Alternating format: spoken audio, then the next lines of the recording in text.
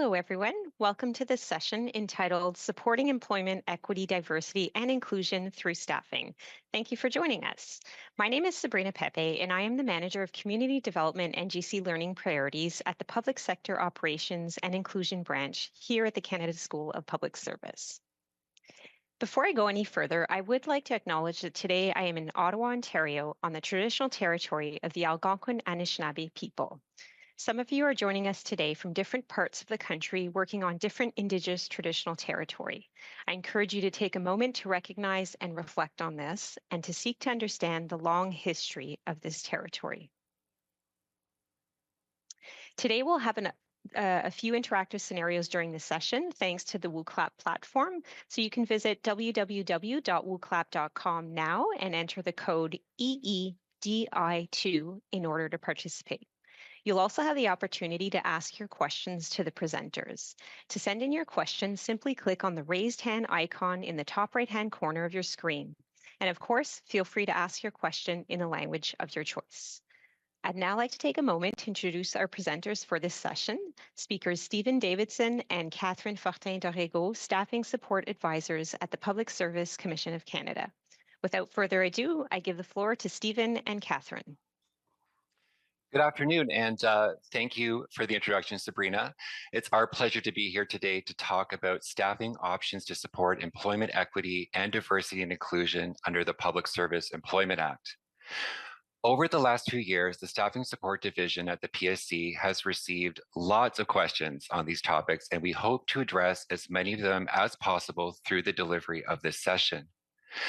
Also, we are thrilled to see such a strong interest in the subject and that so many of you took the time out of your busy schedules to join us.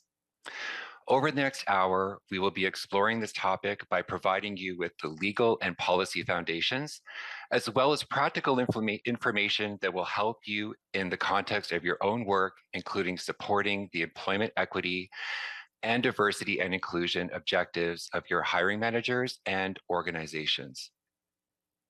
We hope that you find this session both informative and engaging. Once again, we sincerely thank you for joining us. Now, let's get started. In our time together, we will touch on 3 objectives. We'll start by discussing the differences between obligations under the Employment Equity Act and the broader scope of diversity and inclusion programs. Next, we'll explore the employment equity obligations under the Employment Equity Act, focusing on how they relate to staffing and recruitment processes. Finally, we'll provide an overview of the staffing options within the Public Service Employment Act, highlighting how these can support our goals for employment equity and enhance diversity and inclusion in our workforce. Along the way, we will also touch on how we can adjust our hiring practices to be more inclusive. Through this session, we hope that you can gain a deeper understanding of these important concepts and how they can lead to a more diverse and representative workforce. In general, the Employment Equity Act is designed to achieve equality in the workplace so that no person shall be denied employment opportunities or benefits for reasons unrelated to ability, and in the fulfillment of that goal, to correct the conditions of disadvantage in employment experienced by women, Aboriginal peoples, persons with disabilities, and members of visible minorities. These are also known as the 4 designated EE groups. By giving effect to the principle that employment equity means more than treating persons in the same way, but also requires special measures and the accommodation of differences. Please note that the term Indigenous peoples aligns with international usage and has replaced the legislative term Aboriginal peoples that appears in the Employment Equity Act and the Employment Equity Regulations. However, the definition has not changed. Therefore, we'll be using the term Indigenous peoples for the remainder of this session.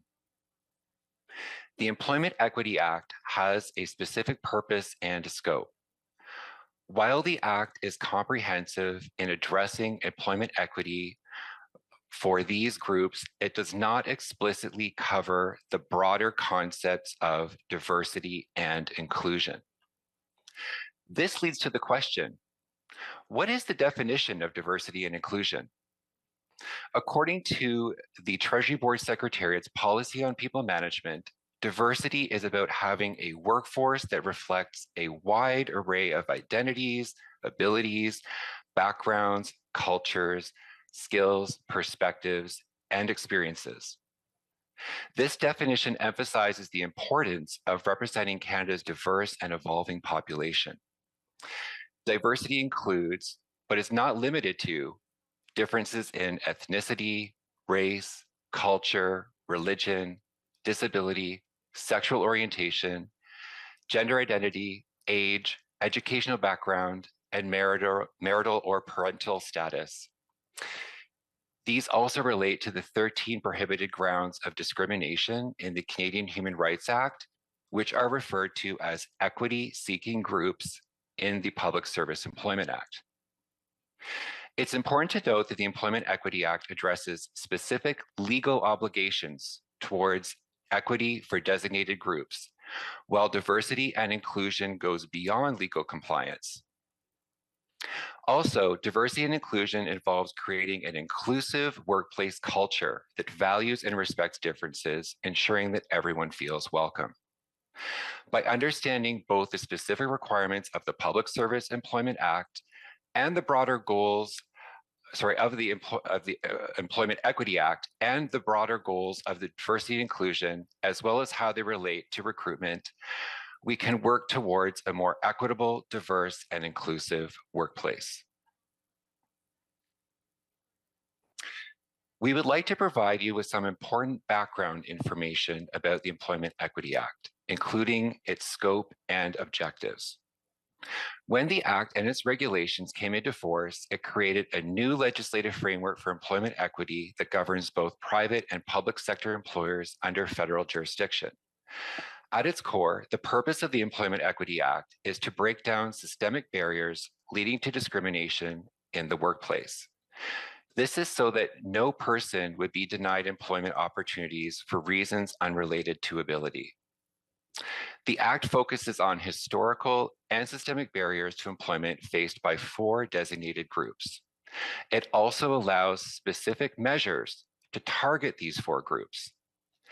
In the context of staffing within organizations that are subject to the Public Service Employment Act, it is important to understand the specific measures within the PSEA to support the objectives of the Employment Equity Act.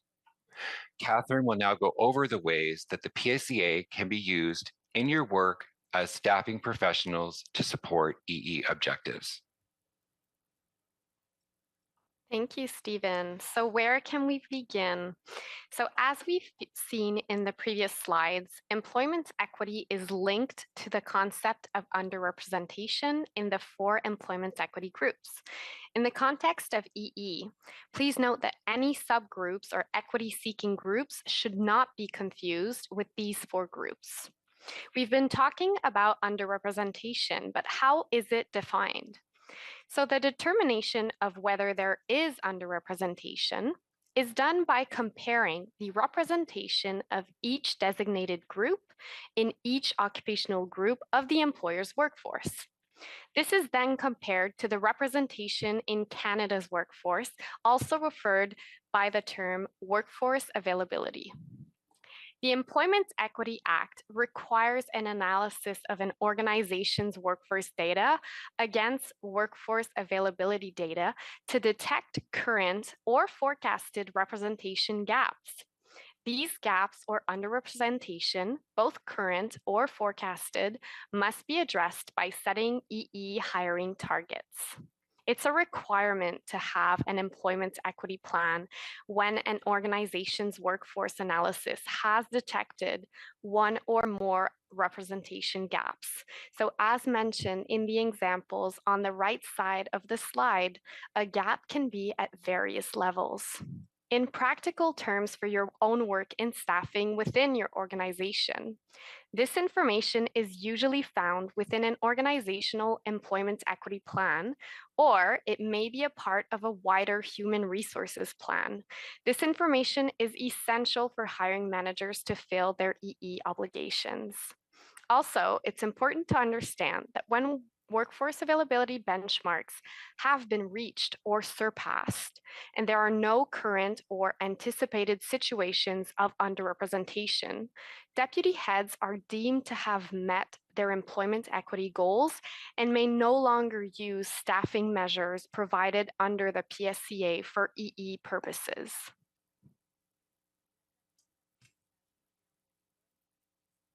Now that we've covered the theory, including where to find information about employment equity gaps, we can now explore the practical application of these concepts in our day-to-day work.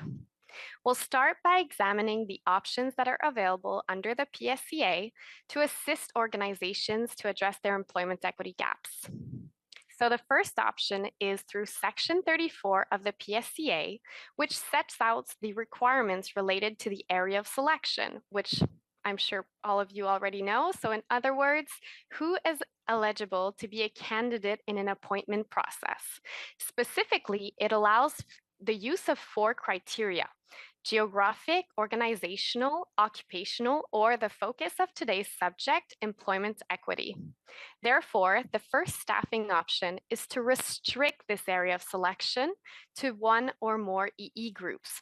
For example, you could restrict it to persons with disabilities employed in the public service across Canada. For the second option, it's also possible to establish a different area of selection, for example, a larger area of selection for EE group members. You could restrict it to all persons employed of your organization and persons with disabilities employed in the public service across Canada. This is because the PSC's appointment policy, Annex A, lists exclusions and exceptions to the national area of selection requirement, and this indicates that the requirement to establish a national area of selection does not apply to external advertised appointment processes that are limited to members of designated EE groups for which there is underrepresentation. So for further instructions related to the staffing, to setting your area of selection for internal advertised processes, you should look and refer to your own policy on area of selection for your organization. So as a reminder, when expanding or restricting your area of selection, it's important to ensure that it is supported by your organization's current or forecasted representation gaps, and ensure that the area of selection will allow a sufficient pool of employment equity candidates.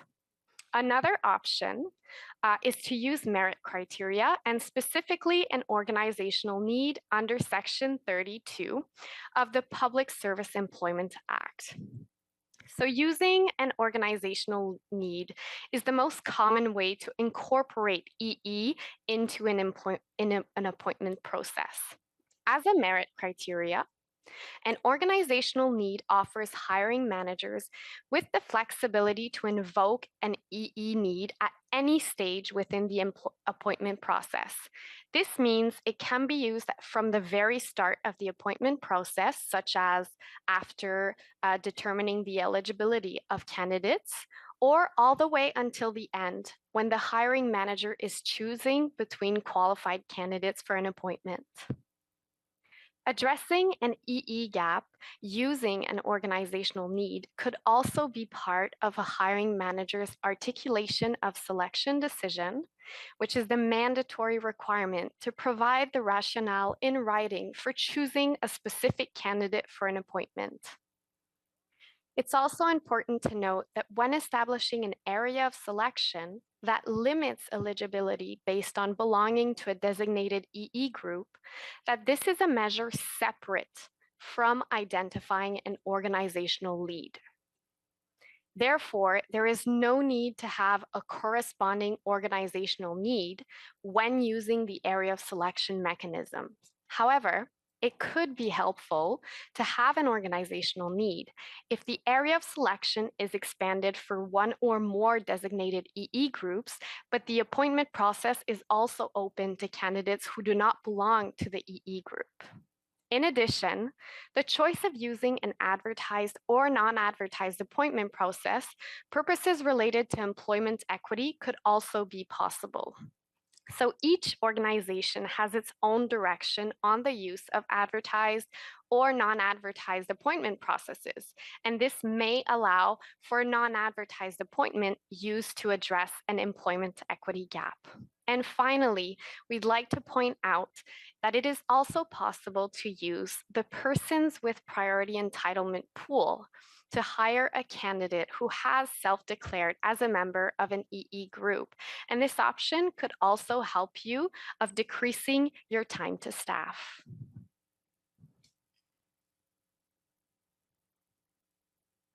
Let's look now at some additional information that's important when using the options that are available under the PSCA to assist organizations to address their employment equity gaps. So when talking about persons with priority entitlements, when an appointment is being made in accordance with an employment equity program, you must only consider persons with a priority entitlement who have self-declared as a member of the EE group to which the program applies. So this means, let's say only persons with a priority entitlement who have self-declared as a member of the persons with disabilities group need to be considered if, we're going to go through a few options, an EE program has been established for persons with disabilities. There are qualified persons with a priority entitlement who have self-declared as belonging to the persons with disabilities EE group, and the hiring manager used an area of selection open to persons with disabilities, or the hiring manager applied an EE organizational need for appointing a person with a disability in a position. However, if there is no EE program, then all persons with priority entitlement should be considered. So we keep talking about employment equity program. What is it? So consistent with the purpose of the Employment Equity Act, an EE program would generally refer to positive policies, practices, and measures in place in an organization, such as elements of an EE or human resources plan designed to address identified underrepresentation of a designated group, also known as an EE gap. So each deputy head is responsible for developing their own EE program. So similarly, in the context of external advertised appointment processes, the preference provisions in the PSCA subsection 39.1 needs to be respected. For example, if a veteran who is in the area of selection meets the essential qualifications, they must be appointed first. For example, this would mean that they cannot be eliminated based on an employment equity organizational need. However, unlike priority entitlements, in making a selection decision for an appointment when considering qualified candidates with the same level of preference, such as deciding between two qualified veterans, subsections 39.2 of the PSCA allows for the use of organizational needs, operational requirements, or asset merit criteria. So what is self-declaration?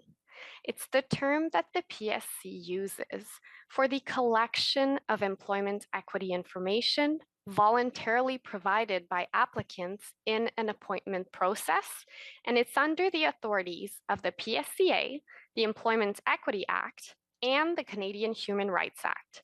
Its confidentiality is protected under the Privacy Act. So self-declaration information is used for statistical purposes.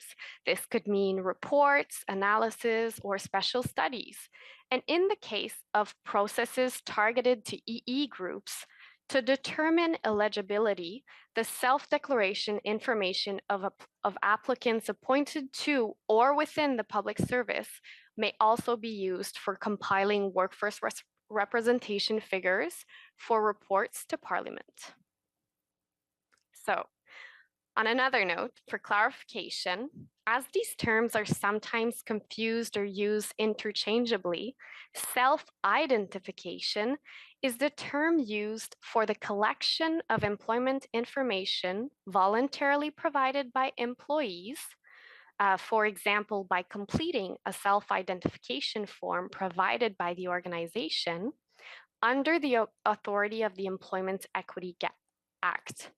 For the statistical purposes of analyzing and monitoring the progress of EE groups in the federal public service, and sometimes for reporting workforce representation to Parliament.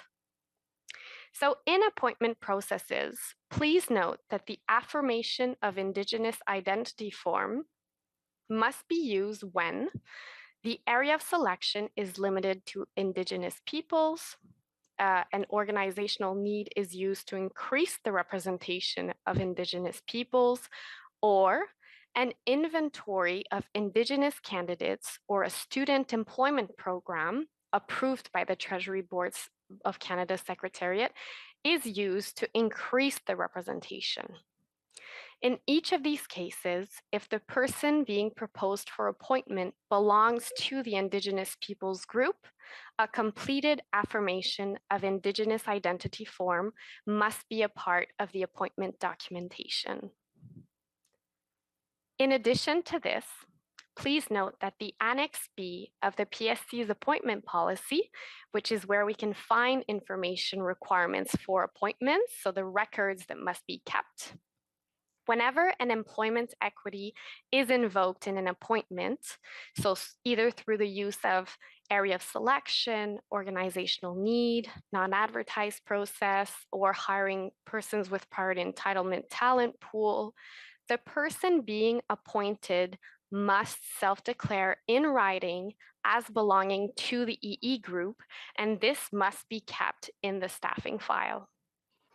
I'll now pass it over to Stephen, who will discuss diversity and inclusion programs in the context of appointment processes. Great. So before we start exploring this topic, we would like to remind you that diversity and inclusion relates to employer programs in support of a workforce comprised of individuals who have an array of identities, abilities, backgrounds, cultures, skills, perspectives, and experiences that are representative of Canada's current and evolving population. Now that we understand employment equity, what should we know about diversity and inclusion? First, we can start by understanding that any staffing action aimed at increasing representation of a subgroup of persons should be the result of a well-documented analysis that considers qualitative and quantitative data. Some examples of evidence include statistical evidence of underrepresentation, testimonials with demonstrated evidence of underrepresentation through an employment systems review, and other sources of information, such as reports, studies, such as an accessibility benchmark, or Government of Canada commitments. As you see on the right side of this slide, there are various possible ways to develop specific hiring strategies that support diversity and inclusion program objectives. As previously mentioned, diversity and inclusion is distinct from employment equity, which means that the staffing options also differ. So, what are the staffing options available to support organizations in achieving their diversity and inclusion objectives? The first is using an organizational need merit criteria. Whereas with employment equity, current or future organizational needs can be used to address underrepresentation in any of the 4 designated groups under the Employment Equity Act, the use of an organizational need to support diversity and inclusion beyond the 4 designated groups is possible, provided that there is a rationale and supporting evidence to justify advancing equality for the targeted group. For example, this could be done to support a diversity program targeting any of the employment equity subgroups, other equity-seeking groups, or subgroups. More specifically, an organizational need can be used in an appointment process to support an organizational diversity program under your deputy head's authority, or a government-wide diversity program, such as in the Call to Action on Anti-Racism, Equity, and Inclusion in the Federal Public Service. However, please be aware that while it is possible to apply an organizational need for diversity and inclusion objectives, this may create inconsistencies with the fact that an area of selection may not be for the targeted group. Given this incompatibility, organizations may wish to consider the impact on other groups and expand the intent of the process. For example, by prioritizing the hiring of neurodiverse candidates to support a diversity program, but also leverage the appointment process to hire persons with other types of disabilities for the purposes of employment equity. The risk may also be mitigated by informing candidates of the intent of the appointment process in the job advertisement. Again, as diversity and inclusion hiring differs from using employment equity measures, organizational needs in support of diversity and inclusion initiatives do not need to be linked to an employment equity representation gap. Often, we're asked to conduct the assessment of merit criteria, how to conduct the assessment of merit criteria when using the staffing option.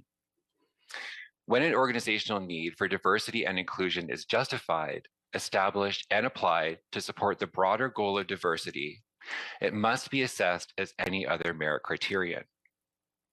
To be satisfied, the individual is a member of the group, organizations can consider the following options. They can include a screening question with an explanation linking it to the organizational need to support diversity and inclusion or a special program. They could ask the applicant to include a statement in their cover letter or resume. They could also ask the applicant to confirm this in writing, for example, by email, or the organization could even create their own form or questionnaire. Note that the provisions of the Privacy Act and Treasury Board policies for the management of protected B information apply to the information collected for this purpose. Remember, as this staffing option is not in accordance with the Employment Equity Program, all persons with priority entitlements would need to be considered.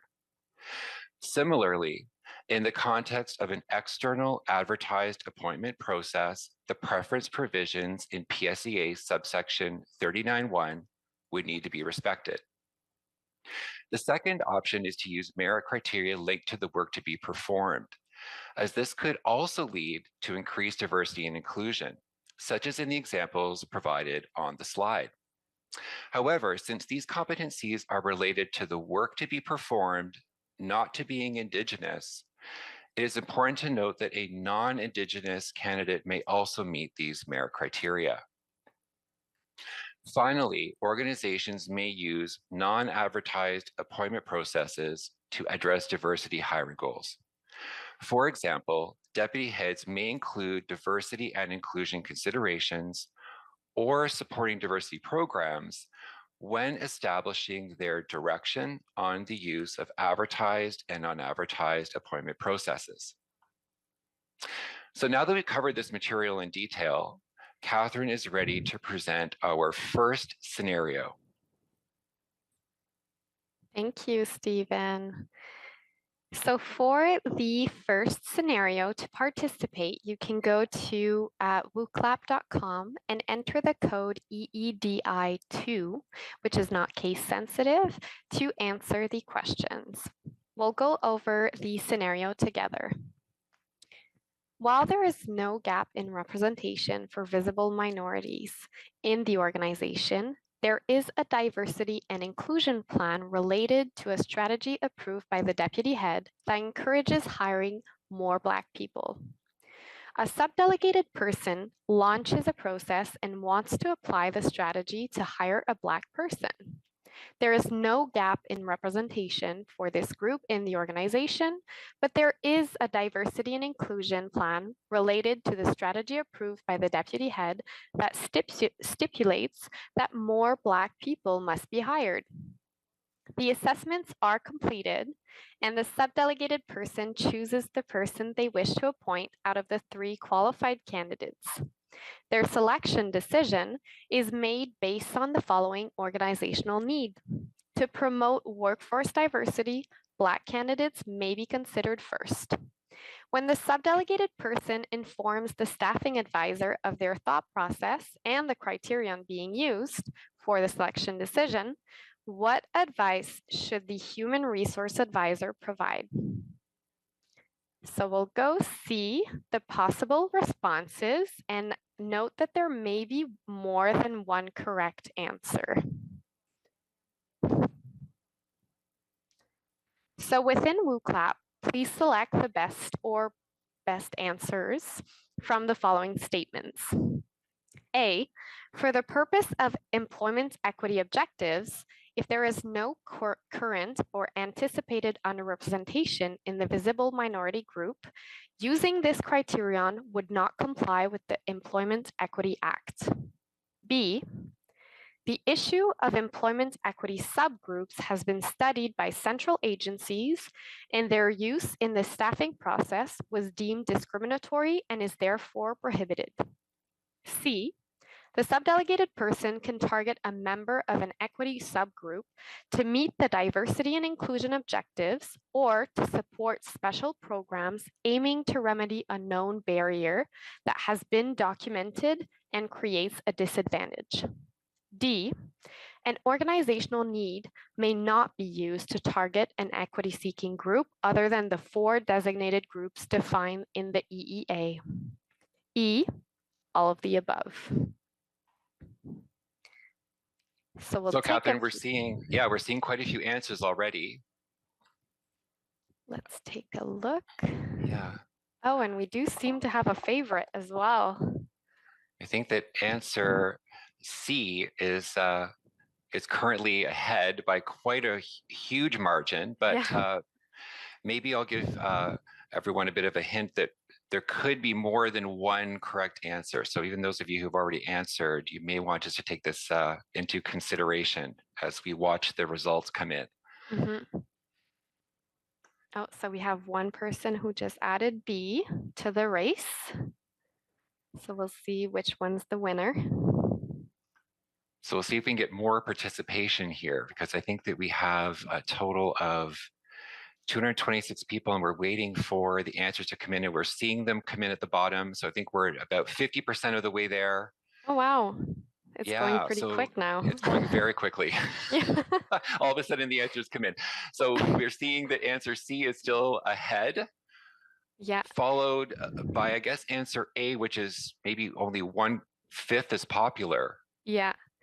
So maybe given that so many people have answered, we can go over the possible answers together.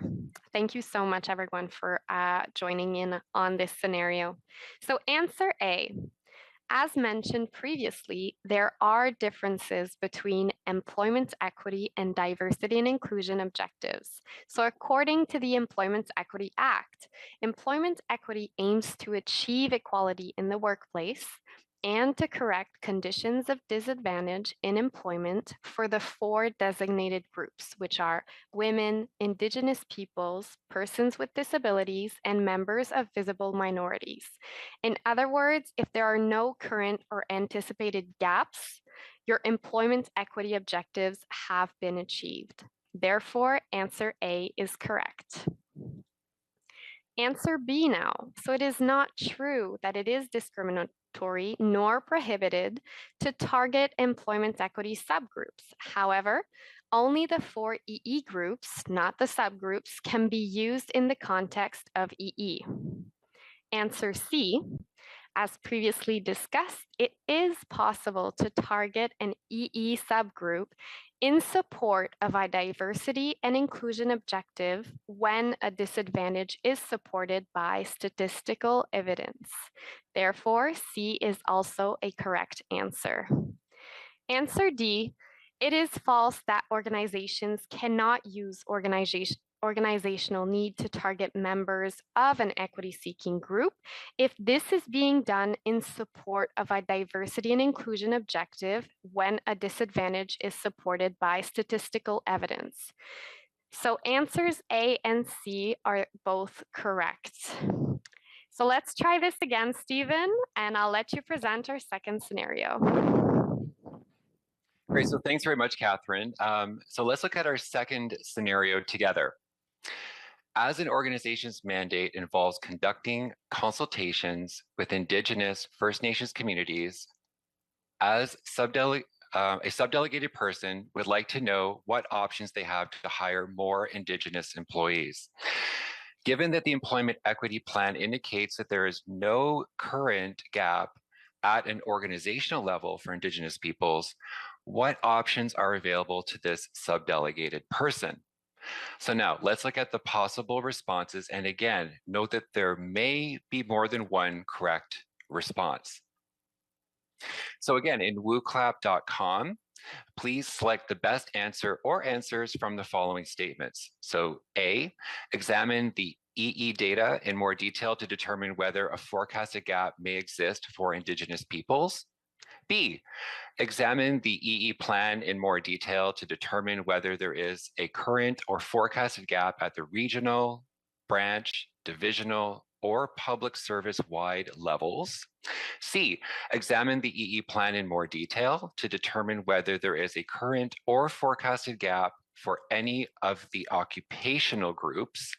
D, include qualifications that are required to effectively carry the duties of the position, such as knowledge of an indigenous culture or language. E, to support the broader goal of diversity and inclusion across the federal public service, organizational needs may be considered to support the organization's mandate, in this case, the requirement to conduct consultations with Indigenous communities. F, develop an outreach plan to focus on and attract Indigenous candidates. Or G, all of these answers, so all of the above. So we have a bit more answers for this one for you to select from. And we'll see, oh, we can see a bit of a shared response, maybe a little bit more on answer G, which is all of the above. And if I'm not mistaken, I think we're seeing more people participate in this scenario. Yeah, we've close to 300 people currently. So hopefully we get a little bit more response rate maybe for this one. But I feel like this one may be a little bit harder than the other one. So we'll see if people... There's certainly more for them to consider and to read. Yeah. And this covers a lot of the concepts we went over all in one scenario. So this is going to be interesting to see what the results are. So far it looks like all of the above is leading. Yeah. Let's wait a little bit longer. I think, again, there's a little bit of a delay from when you enter your answers and when we see them up here on the screen. So we'll just wait a little bit more because I see that there's a huge number coming in right now. Maybe we can try to go up to 150 responses. Oh, you know what? Yeah, so I'm going to start, as I have some information to go over. So we're going to start over the information. So continue to enter your answers. So for this scenario, as you can see, there were a wide variety of options from which to choose. So we're just going to review them. So for answers A, B, and C, so lumping those three together, although there's no current employment equity gap at the organizational level for the Indigenous peoples group, the EE plan could demonstrate an anticipated gap at the organizational level or a current or anticipated gap at another level, such as at the regional, branch, divisional, or public service-wide levels, or for one or more occupational groups. For these three answers, remember that current or forecasted EE gaps are required to use the measures within the Public Service Employment Act to support EE in employment processes. Answer D. This would be an example of using merit criteria linked to the work to be performed. However, as we previously mentioned, this may not result in the hiring of an Indigenous candidate. Answer E. Another possible option is that the organization could have needs to hire Indigenous peoples to support a special program, in this case, one that is linked to its mandate, aimed at increasing the representation of members of this group. Answer F, the organization could also develop targeted outreach activities to reach Indigenous peoples with the objective of encouraging them to consider employment within the organization. So therefore, actually, it's actually in the lead. So most of you got this right. Answer G, all of the above is the correct answer. So congratulations, actually. that was wonderful. So we actually had people mostly pick the correct answer. So thank you very much for your participation in the scenarios. And now that we've looked at the staffing options to support employment equity and diversity and inclusion, Catherine will provide some additional considerations to encourage diversity and inclusion more broadly. Thank you, Stephen. So moving forward, what are some ways to work towards implementing barrier-free appointment processes? So just like today's session, awareness sessions could be helpful. The Canada School of Public Service courses could be considered. For example, the PSC's appointment delegation and accountability instrument requires that deputy heads establish training prerequisites for subdelegation, which must include training on unconscious bias. Another way is for all levels of management to lead by example in building a workforce representative of all Canadians.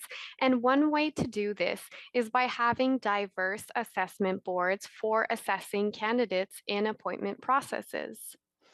You could also adapt your job advertisements and other communications, including outreach sessions, to attract diverse candidates. For example, this could mean indicating in your job advertisement that you want a diverse and inclusive workforce and that you're promoting an inclusive work environment.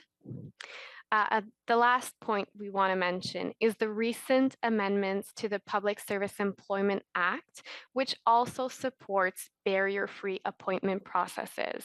So as per Section 36(2) of the Public Service Employment Act, before using an assessment method, subdelegated persons must conduct an evaluation to identify biases or barriers that disadvantage equity-seeking group members and make reasonable efforts to remove or mitigate their impact.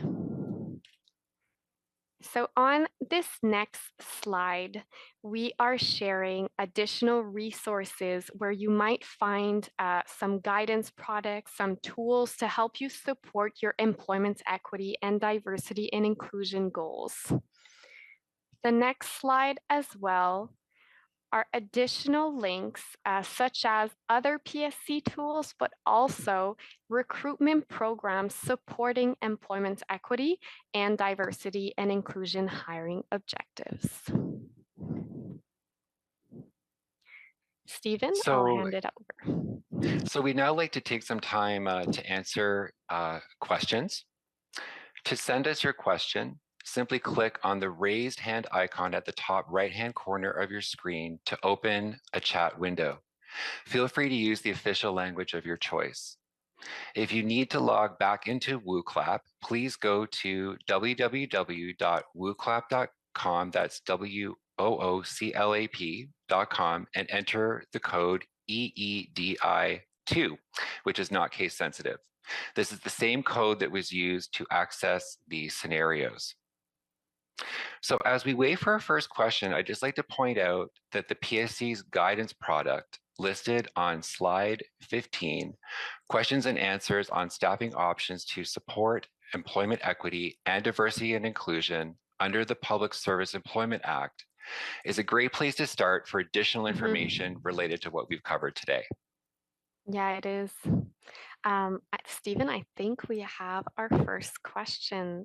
So if you don't mind, I think I'll go ahead and answer this one. So this question is, should we include the organizational need in the notifications when it's a criterion used for an internal appointment? So this is actually a good question good question, and we have received it a few times, I think, as well in our day-to-day work. So we want to point out that the requirement to communicate names in notifications comes from Section 48 of the PSCA and only applies to internal appointment processes. So when an employment equity-related organizational need merit criterion is used in making an appointment, the inclusion of this merit criterion in notifications is at the discretion of the organization. However, if your area of selection in the internal advertised process was only open to members of one or more of the employment equity groups, then the area of recourse must appear in the notification. So this information is also consistent with the information provided to candidates on the self-declaration information on Canada.ca webpage, which we've provided in our link slide as well. So Catherine, as you were answering that question, we have another one. So the question is, how can we use the PSC's student programs to support employment equity hiring? So in this case, organizations may limit their search to students that have self-declared in one of the employment equity groups or use the tailored PSC student programs, such as the Employment Opportunity for Students with Disabilities and the Indigenous Student Employment Opportunity. This would be done in accordance with the organizational employment equity plan or diversity and inclusion strategy, or within the scope of governmental strategies such as the accessibility strategy. The PSC programs are in place to provide options for organizations to fill their current or anticipated EE gaps, or to address diversity and inclusion objectives that are based on clear and sufficient documented evidence. It's a good question. So as you were talking, so we actually got more questions, and I'll answer this third one now. So the question is, how can organizations obtain statistical evidence of underrepresentation for employment equity subgroups to support the broader goals of diversity and inclusion? So this is also a great question. So with respect to employment equity, underrepresentation can only be established for the four designated groups, which we've mentioned, and workforce availability for EE subgroups are not available. Therefore, organizations cannot calculate underrepresentation for any of the subgroups. However, I think Stephen mentioned this maybe a bit earlier, but it's a really good thing to point out. So for diversity and inclusion objectives, organizations may establish and apply an organizational need for these subgroups. For example, these subgroups such as Black peoples. So as we've mentioned during the presentation, the organization should have a rationale and be able to provide supporting evidence to justify hiring of members of these subgroups.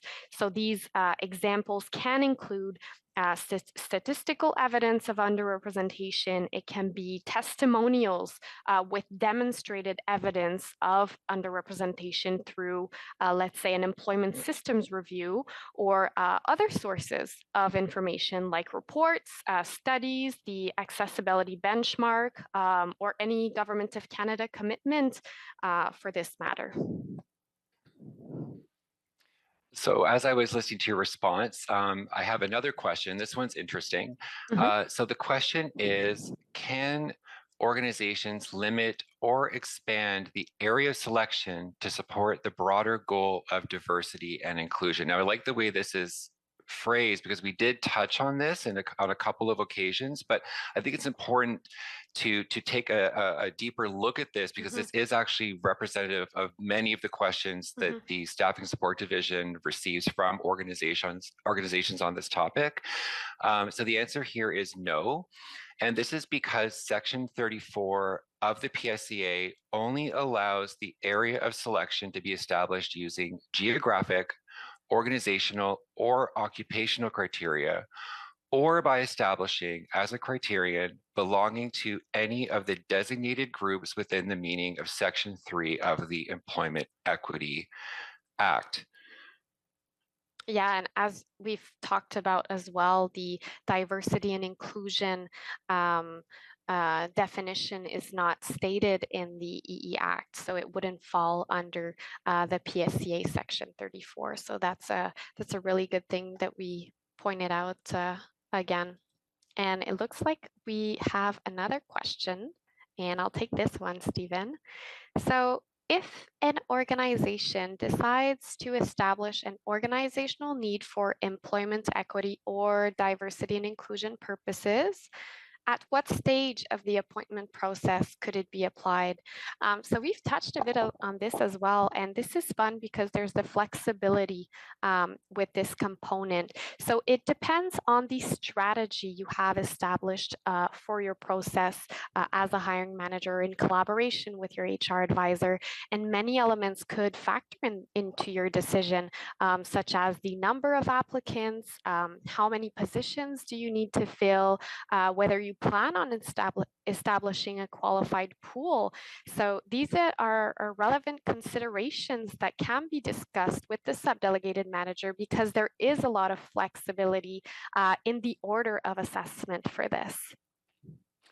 And what is important, especially in our current context, where we're talking a lot about the preference provisions in the Public Service Employment Act with this question, and we did mention it in this presentation, but just so that we really do have an opportunity to communicate this very clearly, that in the context of an external advertised appointment process, we really need to be careful because subsection 39(1) mandates that if we have qualified veterans, for example, that they need to be appointed first, regardless of whether or not they meet the whether or not they are part of the employment equity group or meet that specific organizational need. So just to remind everyone of that point. So I'll be happy to answer the next question, Catherine. I think maybe I'm just looking at the time. Maybe we have time for one more or two. Do you think we have time for two, Stephen, or just one more? I think we have time for at least one more question. Yeah, okay. Perhaps two. So we'll see how this one goes. So how does an organizational need at the subgroup level impact the area of selection? So as previously mentioned, while it is possible to open the area of selection to the designated group in accordance with the Employment Equity Act and apply an organizational need at the subgroup level for diversity and inclusion objectives, organizations should be cautious as this may create inconsistency. So what we mean by this is if an organization restricts the area of selection to members of visible minorities and applies an organizational need to increase the representation of the Black community, for example, there is a potential issue for members of visible minorities who may have qualified in the process, but who were not chosen because they did not belong to the Black community. So given this incompatibility, you may wish to consider the impact this could have on others who were excluded, for example, by prioritizing the hiring of Black candidates, but also using this process to hire other visible minorities, for example. That's a really good question. So do you want to take the last one, Stephen, or should I go? That's fine, Catherine. I could take this one. So Okay. I see one that came in and it's about employment equity subgroups. So is it possible to use employment equity subgroups as a diversity and inclusion organizational need? So the answer to this is relatively short. The answer is yes, but it needs a rationale to be established for diversity and inclusion purposes. And the deputy head in your organization has this authority and the authority to set merit criteria, which may target subgroups to address those diversity goals. So just to close up here, for all of your other questions that we didn't get to because they're very important questions and we want to answer them. So for all your other questions or to discuss any specific situations, please contact your corporate staffing unit or your organization's PSC staffing support advisor. So that would be Catherine or I or someone else on our team.